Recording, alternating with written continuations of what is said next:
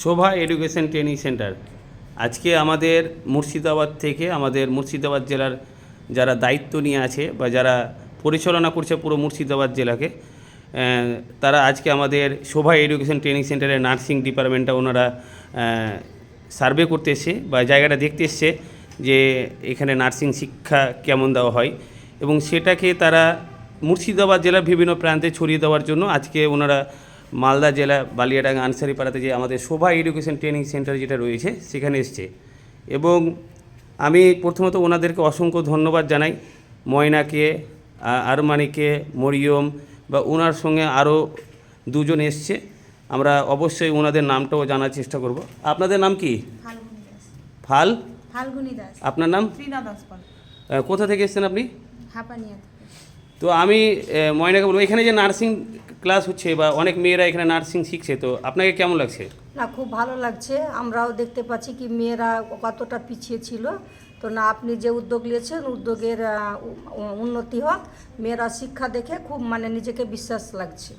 তো এবং আমাদের আরমানি আছেন, আপনাকে কেমন লাগছে? আপনি হয়তো অনেকজনের মুখে শুনেছেন, আজকে নিজ চোখে দেখলেন, এটা আপনাকে কেমন লাগছে? ভালো লাগছে, অনেকটাই ভালো লাগছে। দেখলাম পরিবেশটাও ভালো, এখানে কোনো জ্ঞানজাম নেই, একদম শান্ত পরিবেশ, বাচ্চারা ভালোভাবে শিখতে পারবে। এবং এখানে হোস্টেলে এবং ওই বাথরুম টয়লেট বা এই যে স্নান করা এবং এই জায়গাগুলো কেমন লাগলো আপনাদের এখানে? খুব ভালো লাগলো। এবং মরিয়ামকে বলবো, আপনাকে কেমন লাগছে? খুব ভালো লাগলো, এখানে ক্লাস চলছে, অথচ আমরা নিজ চোখে দেখলাম পড়াশোনা হচ্ছে। হ্যাঁ, খুব ভালো লাগলো। আপনাদের গ্রামের যারা পিছিয়ে পড়া মাধ্যমিক, উচ্চ মাধ্যমিক, কলেজ করে বাড়িতে যারা বেকার বসে আছে, তাদের জন্য কি বার্তা দেবেন এই নার্সিং কোর্সের আপনারা?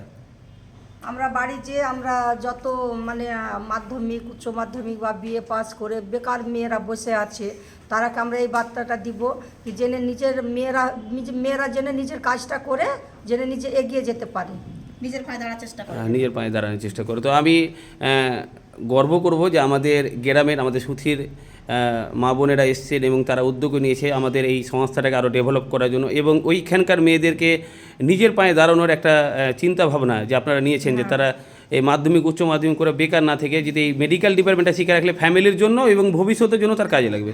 এবং আজকের তারিখ হচ্ছে 20/1/2025। আমি নিজেকে আজকে খুব গর্বিত যে আমাদের জন্মভূমি থেকে আমাদের সব মহিলাগুলো এসছে, আর ওনাদেরকে অসংখ্য ধন্যবাদ। আমি সবসময় ওনাদের পাশে থাকব এবং সারা জীবন তাদেরকে এগিয়ে নিয়ে যাওয়ার বার্তা দেওয়ার চেষ্টা করব।